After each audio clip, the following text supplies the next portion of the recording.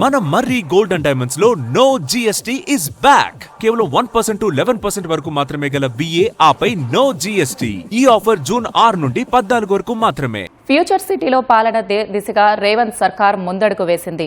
2 ఎకరాల విస్తీర్ణంలో నిర్మించిన భారత్ ఫ్యూచర్ సిటీ అభివృద్ధి సంస్థ FCDA కార్యాలయాన్ని ముఖ్యమంత్రి రేవంత్ రెడ్డి లాంఛనంగా ప్రారంభించారు.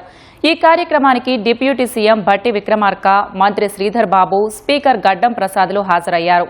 FCDA కార్యాలయ భవనం ఇండియన్ గ్రీన్ బిల్డింగ్ కౌన్సిల్ నుంచి పర్యావరణ రహిత భవనంగా గుర్తింపు పొందింది. భవన నిర్మాణంలో పర్యావరణానికి హాని కలిగించని పదార్థాలను వినియోగించడం, సౌర విద్యుత్ వాడకం వంటి అంశాలను పరిగణలోకి తీసుకుని నెట్ జీరో బిల్డింగ్గా ఎంపిక చేశారు.